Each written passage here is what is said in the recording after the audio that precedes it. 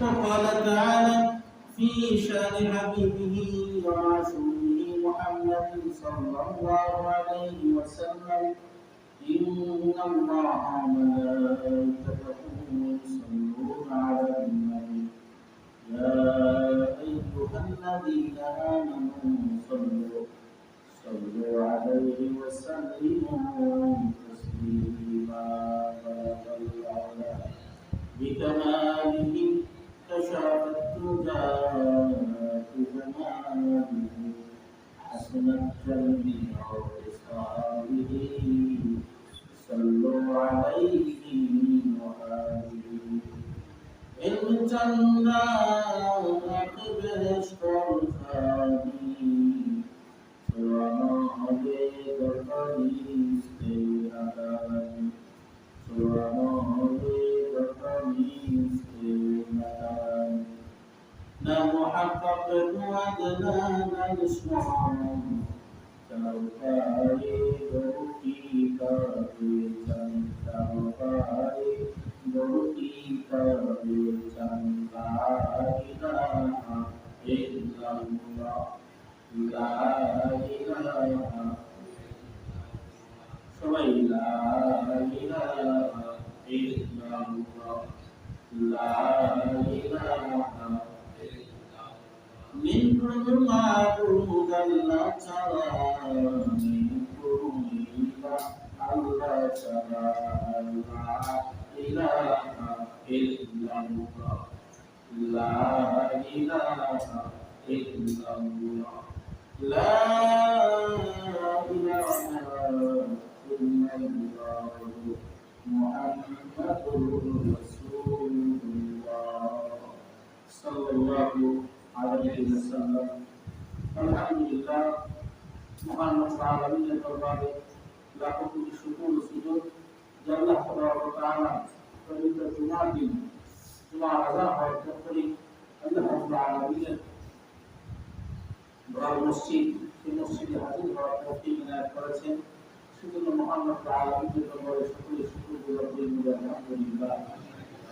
আমরা মসজিদে আসতে পারলাম, জুমার দিন মসজিদে সবার আগে আসা এবং সবার পরে বলে দেওয়া, সবার আগে যে মসজিদে চলে আসলো সে তো ইমানদারের পরিচয় দেওয়া দিল, সে তো আল্লাহ করার প্রেমে আমল করা হইল যে আল্লাহ রাব্বুল আলামিনের রাসূলুল্লাহ সাল্লাল্লাহু আলাইহি সাল্লামের সুন্নতের পাবন্দি করলো, মসজিদে আগে শুধু বসেই রইল, আমল করলো না।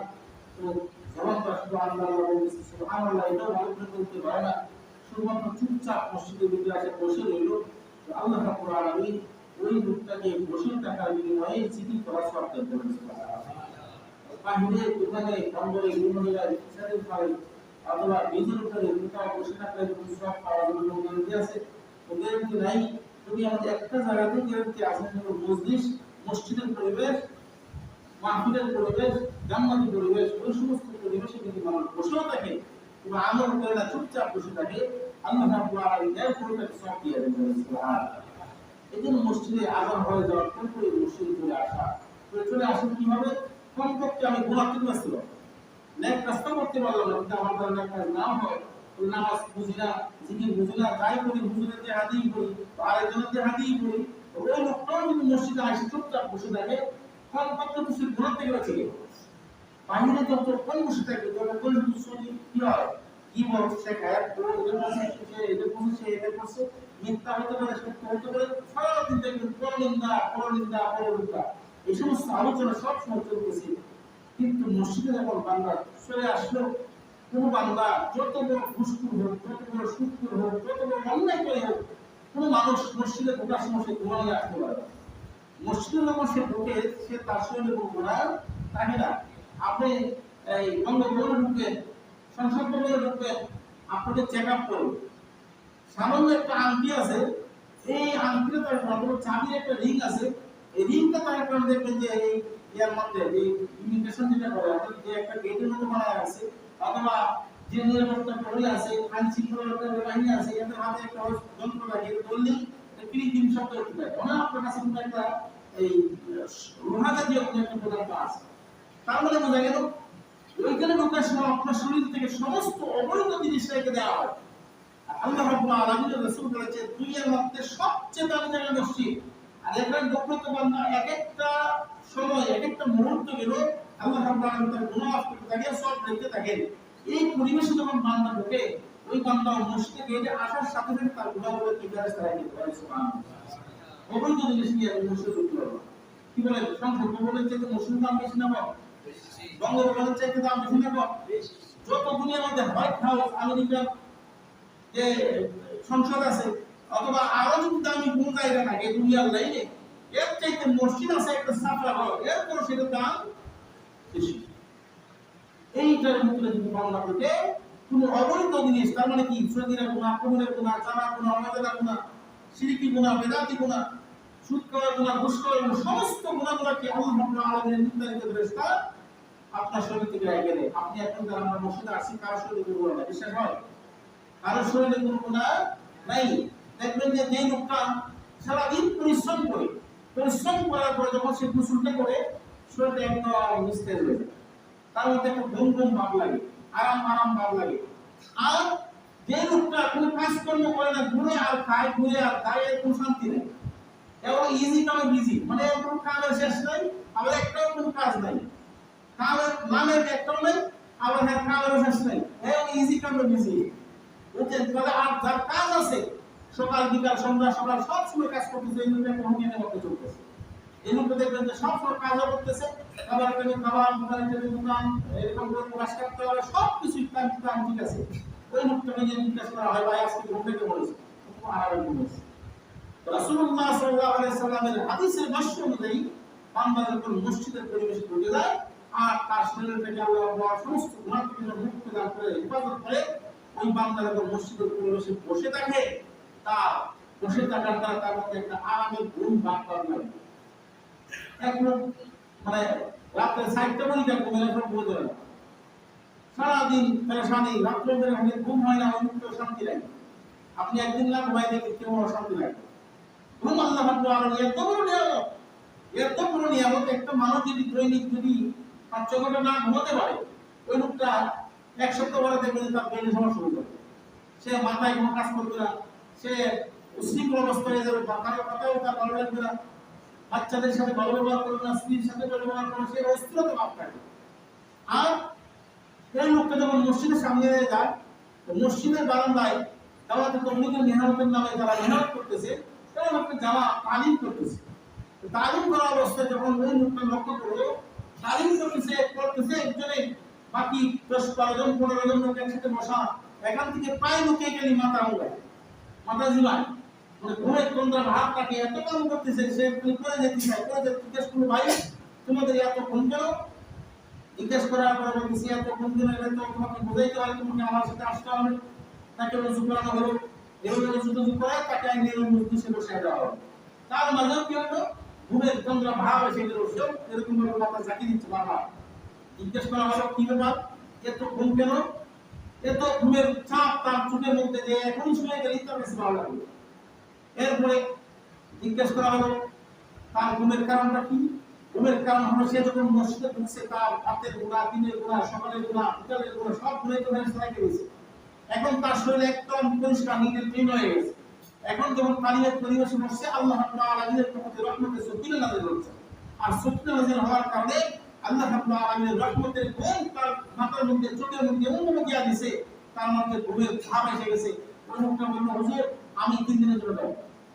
সুবহানাল্লাহ না, এত ওষুধ খাই না, এত ডাক্তার যাবে না, ঘুমাতে পারে না, আর এখানে কোনো ওষুধ নাই, শুধু ওষুধ আল্লাহর মসজিদের মধ্যে এসে বসলে এখনই কিছুই করবে, ঘুমের ভাব এসে গেছে, বুঝে গেলে এখানে শান্তি পাওয়া যায়।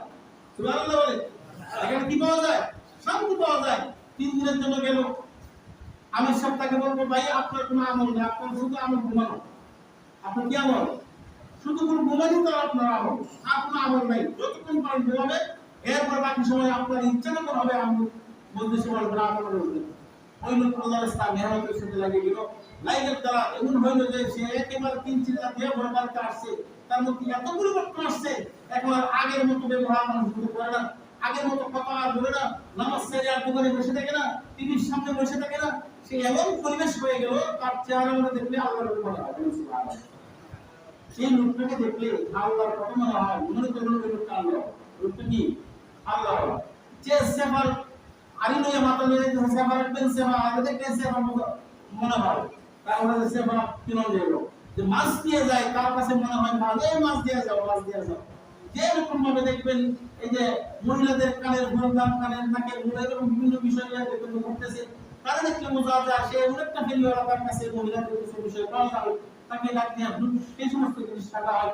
আর যে সমস্ত লোকদেরকে দেখলে আল্লাহর কথা স্মরণ হয়, মনে করতে বসে আল্লাহ কেউ ফেরিওয়ালা, কেউ মাছওয়ালা, কেউ জাদুওয়ালা, কেউ এরকম ভাবে সেবাওয়ালা, কেউ রিক্সাওয়ালা, কেউ অটোওয়ালা, কেউ টুলিওয়ালা, কত ধরনের ওয়ালা আছে। আর যাকে দেখলে আল্লাহ কি মনে হয় সে হলো আল্লাহওয়ালা। বুঝছেন না? বুঝছেন না? সে হলো কি ওয়ালা? আল্লাহওয়ালা। সুতরাং আল্লাহওয়ালার সাথে গেলেই শান্তি পাওয়া যায়। কোথাও শান্তি খুঁজে পাওয়া যাবে না। শান্তি কোথায় আছে? একমাত্র আল্লাহওয়ালার সোহবতে গেলে শান্তি পাওয়া যায়। যাই হোক, আল্লাহ রাব্বুল আলামিন আজকে যে আয়াত তেলাওয়াত করেছি, সেই আয়াতের মধ্যে বলতেছেন কাইফা কুনা বিল্লাহ, ও আমার বান্দা, কিভাবে আমার সাথে নাশকরি করো, আমার নাফরমানি কেমনে করো, আমার নিয়ামতের শুকর কেমনে আমার সাথে নাফরমানি করো। আজকে সকালে ঘুম থেকে ওঠার সময় আল্লাহ রাব্বুল আলামিন আমাকে একটা ফোন দিয়েছেন, এরপর আমি অটোমেটিক সজাগ হয়ে গেলাম। চিন্তা করলাম আমাকে কে সজাগ করলো। কত মানুষ আছে ঘুমাইছে দিকেই সজাগ হতে পারে না, এরকম ঘটনা ঘটে না, করতেছে না? ঘুমাইছে দিকে আপনার মধ্যে আমার সাথে কথাবার্তা বলছে, রাত্রিবেলায় চা পান করলো, একসাথে আড্ডা দিল, ঘুমাইলো, সজাগ আর হলো না, সে সকালবেলা ঘুমিয়ে বসে মারা গেছে। তাহলে এই সজাগটা করেন কে? ঘুম দেন কে? সুতরাং সেই সমস্ত কিছুর বিষয় যদি আমি নির্যাস তৈরি করি, তাহলে সমস্ত প্রশংসা হবে না আল্লাহ। সমস্ত প্রশংসা যেহেতু আল্লাহ হবে, সুতরাং আল্লাহ তাআলা সৃষ্টি করেছেন আসমান জমিন, এই ত্রিভুবনে যা আছে সব কিছু সৃষ্টি করেছেন। আমরা স্বীকার করি, স্বীকার করি। আমার রিজিককে দেন, স্বীকার করি। আমার হায়াতের মালিককে আল্লাহ, স্বীকার করি। মওতের মালিককে আল্লাহ, স্বীকার করি। আমার সম্পদ দেওয়া নেওয়া সব কিছু স্বীকার করি। এখন যদি বলি সমাজ চলবে আল্লাহর কথায়, সমাজ চলবে আল্লাহর কথায়, এরকম ভাবে পরিবার চলবে আল্লাহর কথায়, রাষ্ট্র চলবে আল্লাহর কথায়, এখানে গেলেই সমস্যা। এখানে গেলে কি সমস্যা? না, এটা হবে না। বুঝলো? আপনাকে যত প্রকার মানে সম্মান দেওয়া দরকার সব দিব, কিন্তু এই কথা বলেন না। রাজনীতি কান্নাতে হবে, সমাজনীতি কান্নাতে হবে, সব কিছু আল্লাহ নামে হবে।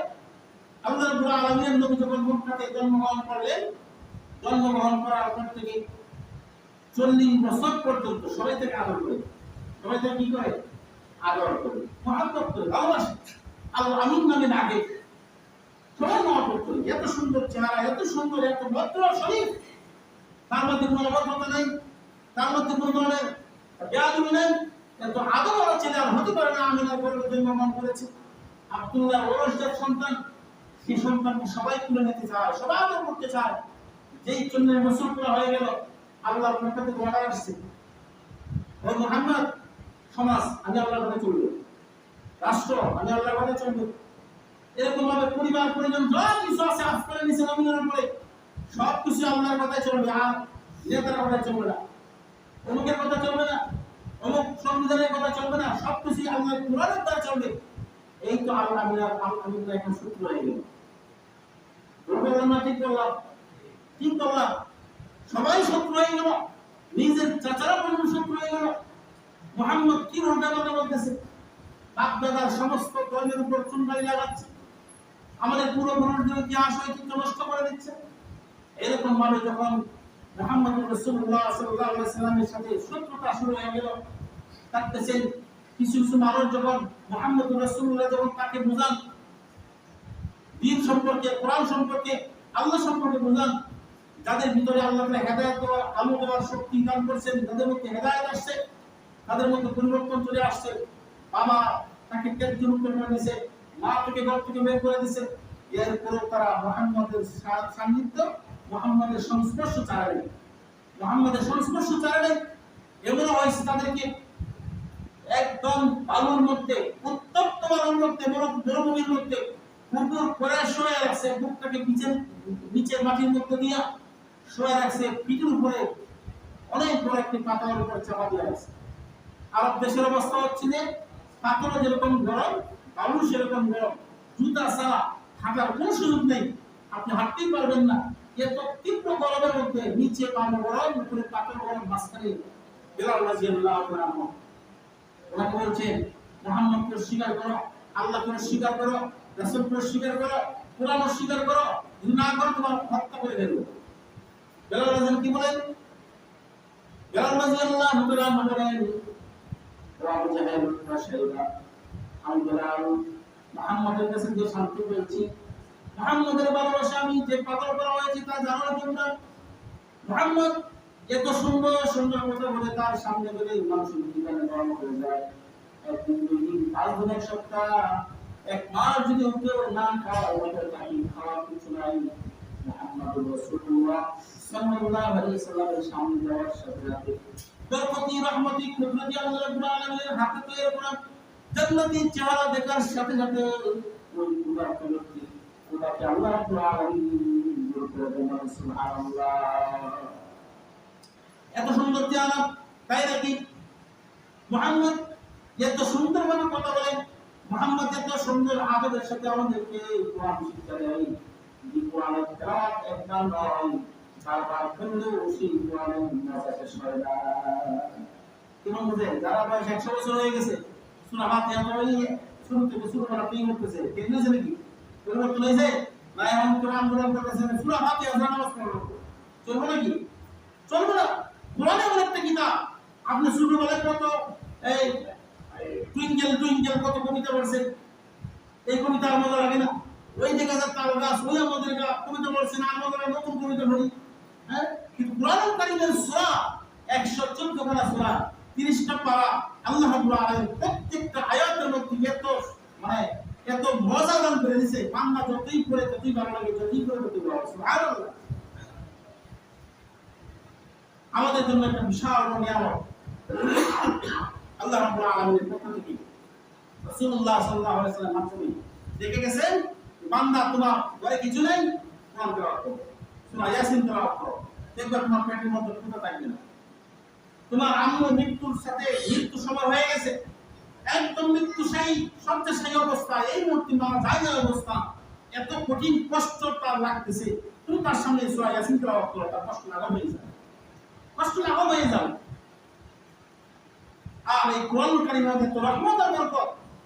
আপনি এক গ্লাস পানি পান করতেছেন, এমনি আপনার প্রসাদ এক গ্লাস পানি পান করতেছেন, আপনি তো সূরা ফাতিহাটা পড়েন, সূরা ফাতিহাটা একবার পড়েন, পরে পানির মধ্যে ফুলেন, পানিটা পান করেন, এমনি তো পানি পান করবই, সূরা আল-হামদ একটু পড়ে একবার ফু দিলাম, ফু দিয়ে পান করলাম, সূরা ফাতিহাকে ফু দিয়ে আল-হামদ শরীফের বরকতের কারণে আল্লাহ রাব্বুল আলামিন পানি করা যত অনিষ্টতা ছিল সব অনিষ্টতা থেকে আমাকে হেফাজত করতে বলেন। সুবহানাল্লাহ।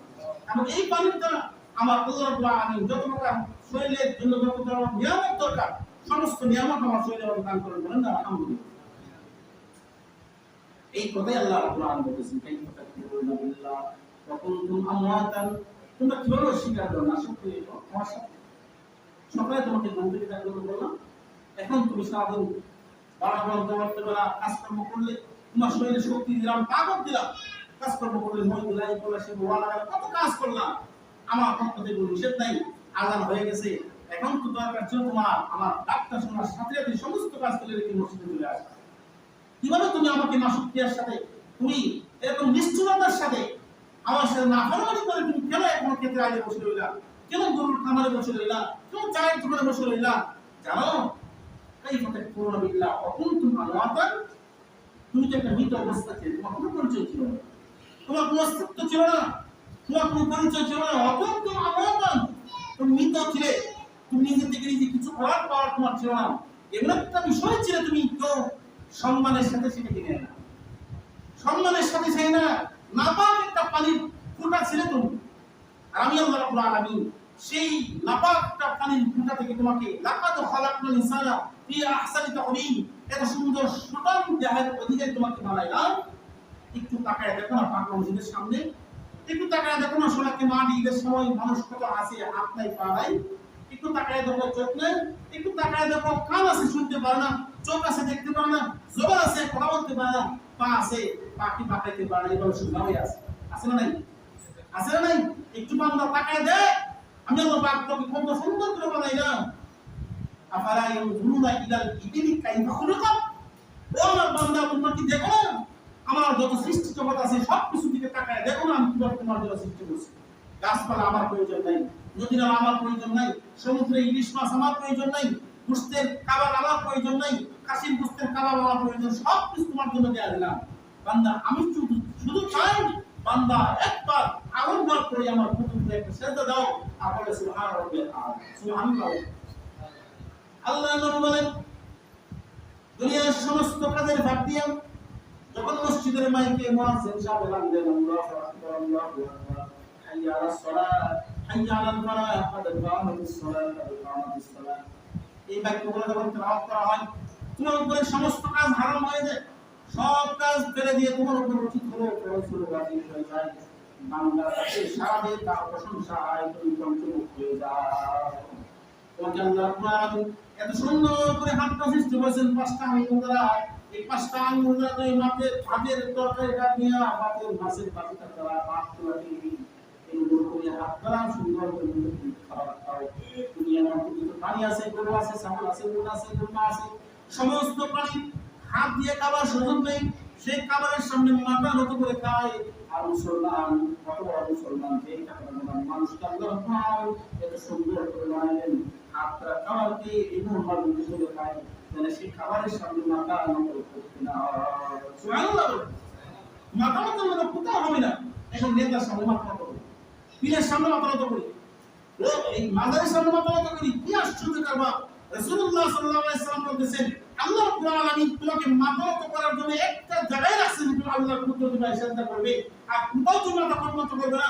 এত দামি খাবার খাচ্ছ, এত সুন্দর মজার খাবার খাচ্ছ, সুস্বাদু খাবার খাচ্ছ, সেই খাবারের সামনেও মাথা নত না করতে হয়। সেই জন্য তোমার হাতকে আল্লাহ রাব্বুল আলামিন পাঁচটা আঙ্গুল দিয়ে এমন ভাবে সাজালেন একসাথে করলে কি সমান, এবং একসাথে করলে মুসানিসা থাকেনি, থাকে না, যেই মেলাইলেন আবার সমান করলেন খাবারটা আপনি নিতে পারেন। এক এলাকায় বিয়ার আয়োজন হলো, তো বর্তমান সময়ে দেখবেন কিছু যুবক এরা মুরব্বীরা মানতে চায় না, বিয়ার আয়োজন করলো, মুরব্বীরা গেলে এটা সেটা কত পুরনো দুষ্টামি করা লাগে, এরা করতে পারি না। এরা সিদ্ধান্ত নিল আমরা এই বিয়াতে কোনো মুরব্বী নিব না, আমরা যুবকরাই শুধু যাবো, কোনো মুরব্বী নিব না। তো সামাজিকভাবে একটা রীতিনীতি আছে কিন্তু সবাই এলাকাতে, যখন তারা বরযাত্রা নিয়ে গেল, বরকে নিয়ে গেল বরের বাড়িতে, সবাই ইয়ং মেন, বুড়া লোক কেউ নাই। সবাই অবাক হয়ে কি ভালো এলাকাতে বুড়া লোক নাই, জিজ্ঞেস করে সামাজিকভাবে তারা তো বিশাল বড় অন্যায় করছে, তারা বুড়া লোকরা কি এসে করছে, তারা তো অভদ্র, তারা তাদেরকে একটা শিক্ষা দিতে হবে। ঠিক আছে, সবাইকে খাবার সামনে রেডি করা হলো। আপনাদের মুরব্বীরা কেউ নাই, কোন মুরব্বীরা কেউ অসুস্থ, কেউ সমস্যা আসেনি, কেউ আমাদেরকে তারা পারে আমি ফোন করতেছি, তো তাই নাকি, আচ্ছা ঠিক আছে, তাহলে সবাই সামনে খাবার বিয়ার আয়োজন, বিশাল আয়োজন, কত প্রকার সুস্বাদু খাবার সামনে রেডি করছে। আপনারা খাবেন, সামনে পেলেই খাবেন না, আমরা অর্ডার দিলে খাইতে হবে। আচ্ছা ঠিক আছে, আপনারা অর্ডার দিন, বের করে সামনে সাজায় রাখেন, আগে সাজানো হলো, সবার সামনে বাস থেকে কাইটিয়া কোন চাচ্ছে এর থেকে এই পর্যন্ত বান দিছে কোন না তো কোন চা বান দিয়ে কিন্তু দেখাইতে কোন কি বুঝলেন, এটা একটা বান, এটা একটা বান, বুঝলেন, শীতকালে বানায় এরকম দেখাতাম না, এই কোনটা তো না কাটাইতে পারে আর বান দিল, সবার সামনে বান দিল, সবার হাতে বান দেওয়ার পরে এখানে প্রকাশ শুরু করে। এখন তো হাত পা বাঁকাইতে পারে না, দেখেন এই কোনটা কত প্রয়োজন, হালদার বানাইতে পারে না। এখন তোরা চিন্তা করলো এমন যারা মিটিং পয়েন্ট যারা আছে, ওরা বলতেছে কি ব্যাপার, আমাদেরকে তো সরম দিবে আজকে, তো বলতে সর্বনাশ, আমরা যে করছি দুজন তাড়াতাড়ি যে একটা বলে আমাদের একসাথে মানুষ ভিডিও যাও কি বলতে হবে, এতে বাস্তব নগর বিচার হবে না। এই গ্রামের ভাষা বলে যুবকদের কিন্তু আমরা লগে বলা, এরা কিন্তু উল্টা পাল্টা বুদ্ধি, কিন্তু কাজে বুদ্ধি করতে পারে না। মুরব্বী যে লাগে এটা তো আমরা শিক্ষা গ্রহণ করছি, এখন মুরব্বী থেকে আনলো কি সমস্যা, আমাদের তো এই অবস্থা না দেওয়ার জন্য আমরা খাবার খাই বললে, মুরব্বীরা বলতেছে বুদ্ধি দিয়ে বেড়ে সব করো না, তোর বুদ্ধি নেই মাথা, তোমরা সেটটাকে একটু আগায় বসো, মানে সেটটা যে সামনে টেবিল, তুমি সামনে আগাও, তুমি আর সামনে আগাও, হাত বাড়ানোর কি প্রয়োজন, ব্যবসাতে মানে তো তোমার এটা ভাঙতে হবে, তাদেরকে সঠিক জবাব দিতে হবে, হাত বাড়ানোর কোনো প্রয়োজন নাই, লাঠি পোড়ার দরকার নেই, সামনে তুমি বাপ একসাথে করে ওরে খাওয়াই দাও, হাত পা খাওয়াবে, ও তোমারে খাওয়াই, হাত পা খাওয়াবে, তখন তো হেলো যে মোর আসলে দরকার, মনে আসলে দরকার। কোথায় থেকে কিন্তু কোথায় গেছিলাম, যাই হোক, তাহলে বোঝা গেল আমাদেরকে বড় পিতার দরকার। দেখো এই যে প্রেমী আল্লাহ রাব্বুল আলামিন সৃষ্টি করেছেন, আমি কতবার বানাইতেছি, কত প্রয়োজনে বানাইতেছি। শরীরের মধ্যে কত জোর আছে জানেন কি? 360। কয়টা হাত দিয়ে আছে? 206টা। কয়টা হাত দিয়ে আছে? আজকে যে জন্মগ্রহণ করেছে শরীর আছে, আর 70 বছর পরে শরীর আছে। কয়টা হাত দিয়ে? 206টা হাত দিয়ে আছে, আর 360টা জোড়া আছে। একটাও প্রয়োজন আল্লাহ বানাননি, বাংলার প্রয়োজন সৃষ্টি করেছেন। এই জন্য আল্লাহ বলছেন অকুন্তুম আমওয়াতান, তোমার তো অস্তিত্ব ছিল না, অমৃত ছিল। সুম্মা কাইফা তাকফুরুনা বিল্লাহি ওয়া কুনতুম আমওয়াতান ফাআহইয়াকুম, এরপর তোমাকে আমি আল্লাহ রাব্বুল আলামিন জীবন দান করছি, মায়ের পেটের মাধ্যমে দুনিয়াতে পাঠাইছি, জীবন দান করছি। জীবন দান করার পরে তুমি ছিলে ছোট, সুম্মা ইউখরিজুকুম তিফলা, তোমাকে ছোট্ট একটা বাচ্চার মতো করে মায়ের পেট থেকে দুনিয়াতে প্রেরণ করলাম। তখন তোমার এই ইংলিশ আরবি কোনো কথাই তুমি বুঝতে পারছো না, দেয়ার ইজ নো কথা, কিছু আওয়াজ তোমার ছিল না, কোনো শব্দ ছিল না। এখন তোমাকে আমি আল্লাহ রাব্বুল আলামিন একটা ভাষা দিয়েছি, কান্না। কান্না যেমন ভাষা আছে ছোট বাচ্চাদের, কান্নার মধ্যে বাঘ আছে। আমরা যে ফুল দেই দেখতেছেন ঠিক আছে, এক ধরনের ফুল দিয়া চুলার আগুন জ্বালায়, আরেক ধরনের ফুল দিয়া বাতি আগুন নিবায়। কথা কি বলে এই আমি মনে হয়েছি না? এক ধরনের ফুল দিয়া চুলা দিয়ে ফুল দেয়, চুলার আগুন জ্বলে, আরেক ধরনের ফুল দিয়ে বাতি নিবে যায়। এসব কি বুঝলেন? আল্লাহ তাআলা কত বড় মিস্ত্রি, কিভাবে সৃষ্টি করেছেন। লোক একটা নাকও আছে, জিব্বা হয় নাই, খালি জায়গাটা হয় নাই, কিন্তু কোন ধরনের ফুল দিলে চুলার মাধ্যমে চুলার ভিতরে আগুন জ্বলে যায়। যারা বিড়ির অভ্যাস আছে দেখবেন যে ফোন দিয়া কি একটা বেনিমা এই সারাদিন তাহার ক্ষেত্রে আইলো একটু করে ফুল যেগুলো বিড়ি জ্বালা, এই ফুলটা এইগুলো এক প্রকার ফুল। আল্লাহ রাব্বুল আলামিন এত সুন্দর করে সাজায় দিলেন। এরপরে আল্লাহ বলেন তুমি কেমনি আমাকে নাশকরিয়া করো, আমার সাথে কেমনি নাফরমানি করো। সুতরাং আমাকে চিনি, সে আল্লাহ পাকে চেনা, সে আল্লাহ খোঁজখবর নেওয়া, সে আল্লাহ পাক কেন সৃষ্টি করেছেন তালাশ করা। ইব্রাহিম আলাইহিস সালাম তালাশ করতে হবে প্রভুকে, প্রভু কোথায় পাওয়া যাবে, কোথায় পাওয়া যাবে, চন্দ্র নাকি সূর্য নাকি গাছ নাকি, খুঁজতে খুঁজতে আল্লাহ রাব্বুল আলামিনকে শিক্ষা দিয়েছেন। আর আমরা যে জন্ম হয়েছি মুসলমান করে রমজান মাস আসলে গ্যাস্ট্রিকের সমস্যা, কিন্তু কুরবানির মধ্যে কোনো সমস্যা নাই। কুরবানি খরচ যদি না হয় সমাজে একটা সমস্যা আছে না, কুরবানি দেওয়া লাগবে, নামাজের খবর নাই। তো সেই কুরবানি গোশত খাওয়ারও বিধান আল্লাহ তাআলা দিয়ে দিয়েছেন, বান্দা তুমি খাও, তুমি ভোগ করো, কিন্তু বান্দা আমি চাই তোমার অন্তরটা যেন আমি আল্লাহর জন্য তৈরি থাকি, তোমার অন্তরটা যেন আমি আল্লাহর জন্য তৈরি থাকি, যাতে করে তুমি কিয়ামতের ময়দানে নাশকরিয়া না হতে পারো। তুমি আমি আল্লাহ পাকের শুকর গুজার বান্দাদের সাথে সামনে তুমি জান্নাতে মেহমানকে প্রবেশ করা বা ইয়াকুম, এবং তোমাকে জীবন দান করলাম। এই জীবন দান করার পরে আমার 70 বছর এখানে অনেক আলোচনা, অনেক কথা ইনশাআল্লাহ যদি আল্লাহ পাক আর বছর আগে আগামী জুমায় আলোচনা করব। আজকে কয় তারিখ? 30 তারিখ, আগামী জুমায় 6 তারিখ, 6 তারিখ 6 আলহামদুলিল্লাহ আগামী জুমায় করবো। আমার গ্রুপ হয়ে গেছে, আমার মনে হয় 11-12 তারিখ হয়ে যাবে। আগামী জুমায় ইনশাআল্লাহ আপনারা জুমা ইনশাআল্লাহ। তো এই জন্য আগামী জুমা আমরা এই বাকি আলোচনা শোনার চেষ্টা করবো। সবাই একটু সময় আগে আসে করবো, অত্যন্ত গুরুত্বপূর্ণ আলোচনা ইনশাআল্লাহ। বাকি আলোচনা হয়ে যাবে, তোমার সময় শেষ হয়ে গেছে। আল্লাহ পাক আমাদের সবাইকে এই কথাগুলো বোঝার এবং আমরা আমিন।